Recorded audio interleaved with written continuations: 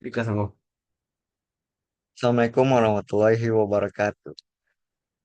Kami dari kelompok 8 akan menjelaskan materi tentang manusia dan harapan. Sebelum itu, izinkan kami memperkenalkan diri dulu bersama saya sendiri, Muhammad Rizky Franat Awidani, dan teman saya, Rifa Israja Arya Nabili. Yang pertama, apa sebab manusia memiliki harapan? Menurut kodratnya, manusia itu adalah makhluk sosial. Setiap lahir ke dunia, langsung disambut dalam suatu pergaulan hidup, yakni di tengah suatu keluarga atau anggota masyarakat lainnya. Tidak ada satupun manusia yang luput dari pergaulan hidup. Seseorang dapat hidup dan berkembang baik fisik atau jasmani maupun mental atau spiritualnya. Ya. Ada dua hal, yaitu mendorong orang hidup bergaul dengan manusia lain dan dorongan kodrat serta dorongan kebutuhan hidup. Lanjut, status dan perwujudan cita-cita. Contoh status dan perwujudan cita-cita. Yang pertama itu status. Setiap manusia membutuhkan status untuk mengetahui identitas dan kedudukannya dalam keluarga, masyarakat, dan negara. Status mempengaruhi harga diri, prestasi, serta pengakuan dari lingkungan. Harapan untuk memiliki status mendorong manusia untuk meraih nama baik dan kedudukan sosial yang lebih tinggi. Yang kedua, perwujudan cita-cita. Harapan untuk mencapai cita-cita membuat manusia mengembangkan bakat dan keterampilan.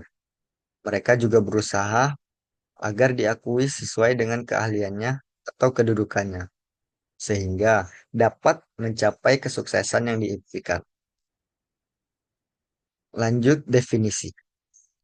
Manusia dan harapan adalah konsep yang menggambarkan hubungan erat antara manusia sebagai makhluk hidup yang selalu memiliki keinginan, cita-cita, atau tujuan yang ingin dicapai di masa depan.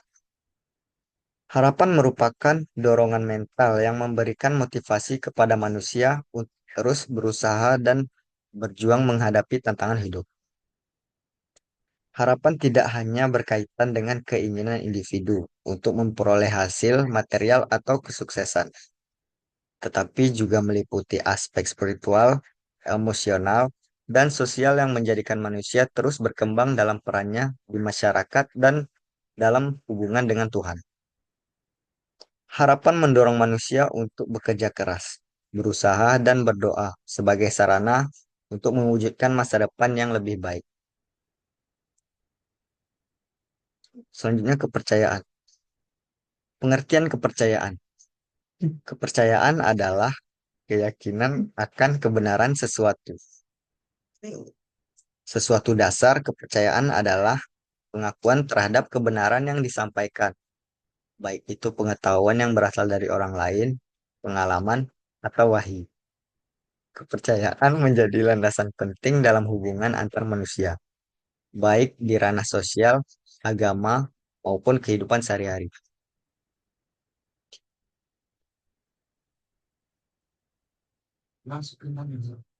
Oke, selanjutnya untuk jenis-jenis kepercayaan akan saya serahkan kepada teman kelompok saya, yaitu Rifai Raja Arya Nabili.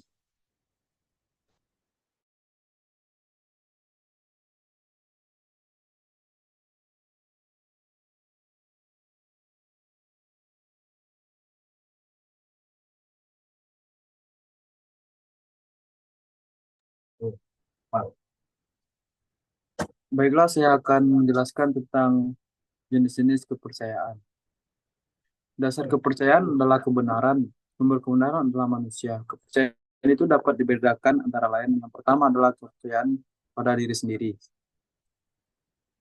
Kepercayaan pada diri sendiri itu ditanamkan setiap pribadi manusia. Percaya pada diri sendiri, pada hakikatnya percaya pada Tuhan Yang Maha Esa. Percaya pada diri sendiri menganggap bahwa dirinya tidak akan salah, dirinya menang, dirinya mampu mengerjakan yang diserahkan atau dipercayakan kepadanya. Yang kedua adalah percaya kepada orang lain. Percaya kepada orang lain dapat berupa percaya kepada saudara, orang tua, guru, atau siapa saja. Kepercayaan kepada orang lain itu sudah tentu percaya terhadap kata hatinya. Perbuatan yang sesuai dengan kata hati atau terhadap kebenarannya. Ada ucapan yang berbunyi, orang itu dipercaya karena ucapannya. Misalnya, orang yang berjanji sesuatu harus dipenuhi, meskipun janji itu tidak terdengar oleh orang lain. Yang ketiga adalah kepercayaan kepada pemerintah. Berdasarkan pandangan teokratis, menurut etika filsafat tingkah laku karya Profesor I.R. Pujiwiyatna, negara itu berasal dari Tuhan. Tuhan langsung memerintah dan memimpin bangsa manusia, atau setidak-tidaknya Tuhanlah pemilik kedaulatan sejati. Pandangan demokrasi mengatakan bahwa kedaulatan adalah dari rakyat. Manusia sebagai seorang individu tak berarti. Orang mempunyai arti hanya dalam masyarakat. Hanya negara sebagai keutuhan yang ada. Kedaulatan mutlak pada negara, negara demikian itu disebut negara totaliter. Satu-satunya yang mempunyai hak ialah negara, manusia perorangan tidak mempunyai hak. Ia hanya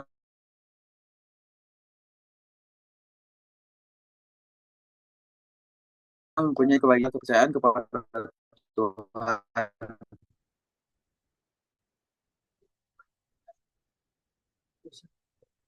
Kepercayaan kepada Tuhan yang Maha Kuasa itu amat penting, karena keberadaan manusia itu bukan dengan sendirinya, tetapi diciptakan oleh Tuhan. Kepercayaan berarti keyakinan dan pengakuan akan kebenaran. Kepercayaan itu amat penting karena merupakan tali kuat yang dapat menghubungkan rasa manusia dengan Tuhannya. Bagaimana Tuhan dapat menolong umatnya apabila umat itu tidak mempunyai kepercayaan kepadanya? Sebab tidak ada tali penghubung yang mengalirkan daya kekuatannya. Oleh karena itu, jika manusia berusaha agar mendapat pertolongan dari Tuhan, manusia harus percaya kepada Tuhan, sebab Tuhanlah yang selalu menyertai manusia. Kepercayaan atau pengakuan akan adanya zat yang maha tinggi yang menciptakan alam semesta dan seisinya. Berbagai usaha dilakukan manusia untuk meningkatkan rasa percaya kepada Tuhan.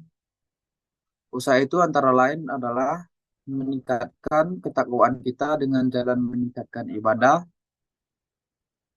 meningkatkan pengabdian kita kepada masyarakat, meningkatkan kecintaan kita kepada sesama manusia dengan jalan suka menolong, dermawan, dan sebagainya, mengurangi nafsu mengumpulkan harta yang berlebihan, dan yang terakhir adalah menekan perasaan negatif seperti iri, dengki, fitnah, dan sebagainya.